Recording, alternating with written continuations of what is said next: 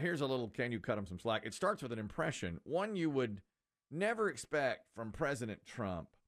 President Trump was talking about, he was being interviewed in a sit-down.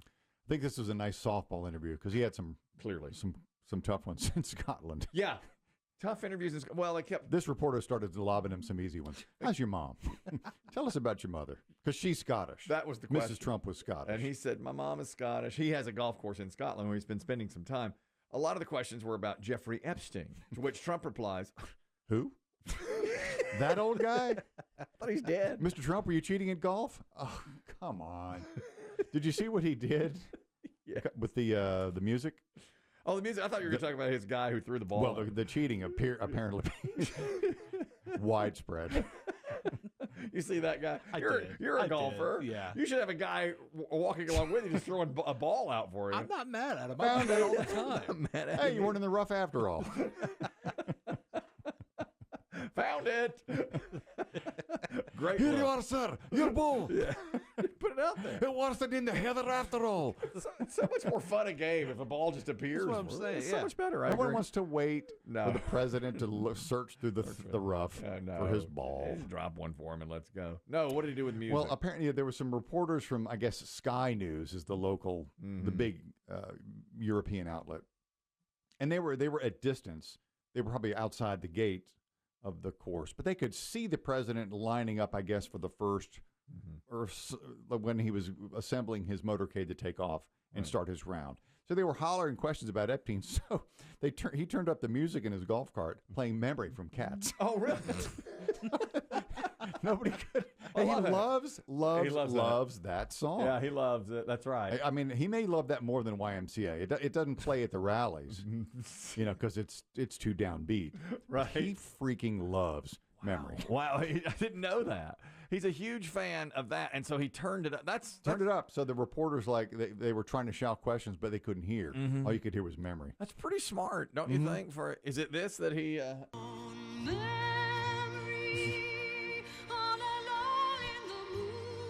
Mr. President, were you ever on the Epstein Island? I can't hear you. Do you understand what he's accused of? Yeah, I don't know. I can't get it. Drop my ball in the rough. A little bit more. What a great idea. Anytime anybody asks me anything I don't want to hear, I'm just going to start playing this. Let the memory Fantastic. And a good choice, too. Yeah, he used to have people, didn't he have people come into the Oval Office and sing him show tunes when he was in the first? I think that sounds familiar. Yes. Yeah, he does love this musical. Yeah, the first time around, I think, in his first term, he had people come in and sing for him like that. No, he was being asked in the softball interview about the Scottish golf course. And he was saying, out of nowhere, he said a lot of the funding for the Scottish golf course and the push for it was from years ago when Scotland's own Sean Connery lobbied for him. And they weren't great friends, but Sean Connery thought it was a good economic opportunity for Scotland to have President Trump, before he was president, build the golf course. So he was telling that story and does a little Sean Connery, a little impression at the end. He's a tough kind of a guy, as you probably know. If you look at the Barbara Walters interview, you know what I'm talking about. But he was a tough guy and beloved in Scotland. And, he was the first James Bond and all of the things. And he let out a howl once. He said, let the bloody bloke build his damn golf courses and let him put money into our country. What's wrong with you? And as soon as he said that, the whole thing got approved so fast. It was crazy.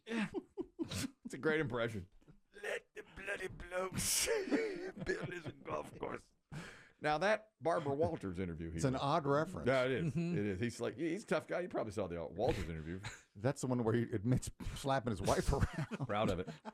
Had no problem admitting it and said, I still feel that way. Not with a closed fist. Not with a closed fist. He's not a nut. That's right. He's an open hand. Trump said, you probably saw that interview from 37 years ago. And the woman's like, yeah, I know what you're talking about. So, yeah, Connery said, and Barbara Walters held his feet to the fire on this. You did an interview in which you said, it's not the worst thing to slap a woman now and then. As I remember, you said you don't do it with a clenched fist. It's better to do it with an open hand. Yeah. Remember that? Yeah. Yeah. And I didn't love that. I haven't changed my opinion. You haven't? No. No, she gave him a shot. She gave him a shot to change his opinion. He's like, no, once in a while, you have to. You think it's good to slap a woman? No, I don't think it's good. You don't think it's bad?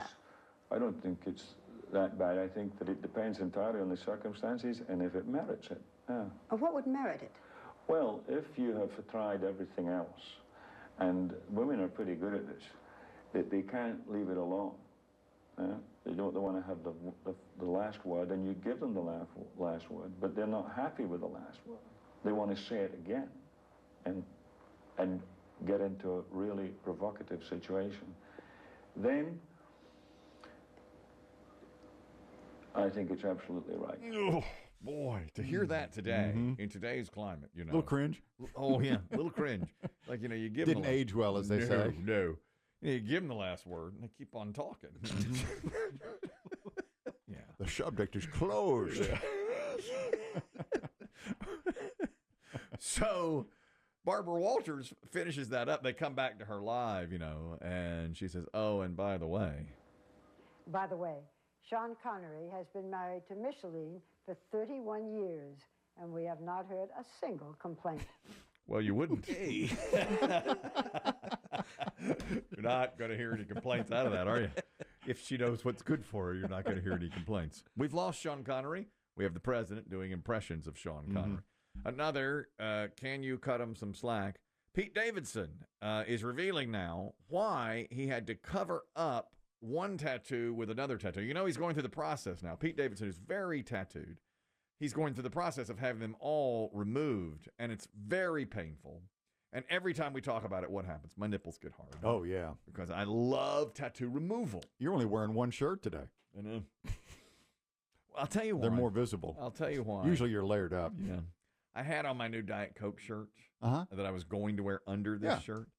But when I heard Biggie wasn't going to be here, I thought, no, I'm going to save that for a day when he's here. Oh, that's so sweet. Because I wanted to, like, show it off a little bit. So I just put on one shirt and have another T-shirt in the car. But, yeah, you can see this. For sure. Cut glass with those things. Well. Oh, tattoo regret. When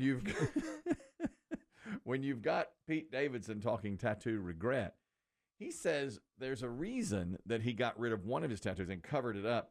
He was at a comedy club, and Dave Chappelle, one of his idols, was in the club watching Pete Davidson do his stand-up. And what Chappelle said to him after, he had tattooed on his chest. Oh. But he didn't. Later, he thought this shouldn't be here. So he explained it. I've never admitted this because it's so humiliating. But when I was like 20 at a comedy club and Chappelle was in the corner, I got off stage and he was like, I watched the whole set. It was really good. And he goes, jokes come and go, but swag is forever.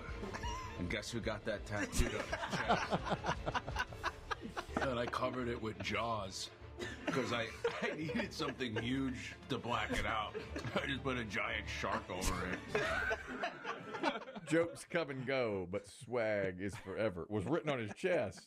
When he thought that was no good, he put an enormous shark coming out of the water. Jaws. BB Shea, can you work that phrase into your wrap up? I may have to try to do that. Jokes come and go, but swag is forever. Apparently, he didn't think that more. After he got the tattoo, he's like, oh, Chappelle was probably messing with him, too. Probably so. He probably just said something just to be an idiot. Do you know the story of Pete Davidson messing with Alec Baldwin? Alec Baldwin was on Saturday Night Live, and Pete Davidson was like 24 or whatever. And Pete Davidson had to do a scene with his shirt off. And Alec Baldwin said, my God, how do you stay in such great shape? And Davidson said, well, the reason is, what he thought was, well, the reason is I'm 24 years old and I'm in great shape. That's all there is to it, you know? Mm-hmm. So, but he told Alec Baldwin, I do 100 sit-ups and 100 push-ups every single morning. And Baldwin goes, I'm going to do it. So like a year later, he's back on Saturday Night Live and he goes, every day, 100 push-ups. And Pete Davidson forgot what I'm talking about. You know what he's talking about. Exactly. Get your 100 in today, son. What? 100 what? Media guy Craig commenting on Trump and his golfing in Scotland. Media guy Craig, go ahead. Well, with that connection to Sean Connery and then cheating at golf, there is a scene in Goldfinger, one of the Connery Bonds, where he is playing golf with Goldfinger. Goldfinger's ball goes off the green, and they're all four looking for it. Bond, his caddy, Goldfinger, and Oddjob. And Oddjob steps over to the very edge of the green and looks around and then puts his hand in his pocket, and the bulb goes down his pocket, and the ball drops out right on the edge of the green. Perfect. And Goldfinger says, "Oh, look, perfect lie," and goes over to take off with the shot. The caddy says, "If that's his original ball, I'm Arnold Palmer." Bond says, "Well, it isn't." And the caddy says, "How do you know?" "I'm standing on it."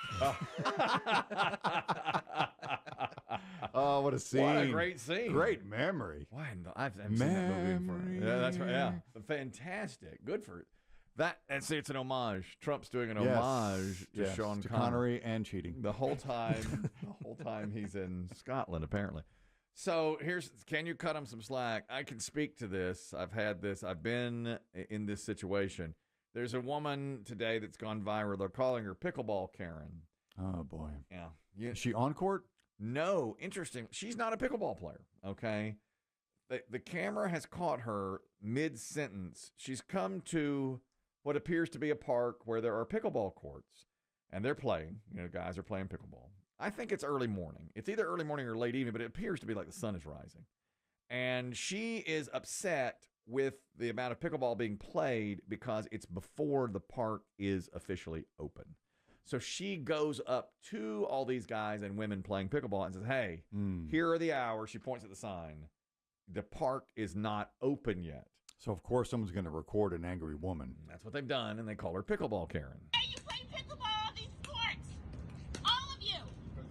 The door is open. It's not open. Are you blind? Are you blind? Look at the time. Hours of operation. Somebody else will deal with you. I'm done with you, asshole. You're right. She's right. And you're right. And I know it. And you're a dick.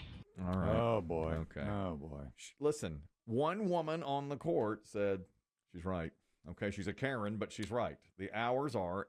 It's not technically open. It's not open. I mean, the door was open, but it's not open. Now, they're open 8 to 8 or whatever it is. This is 7:30 in the morning. She lives nearby. Pickleball makes noise. That's true. It's a noisy game. We know. You can hear them bouncing the ball while she's screaming at them. I'm going to take the side of Pickleball Karen. And Whoa. yes, I know. Against your own kind? Against my own kind. And look, I've done it. You've played fast and loose with the rules and the hours? I shouldn't say this. But early or late? Early. Always early. I mean, late they kick you out. I've been over here at, I shouldn't even say where.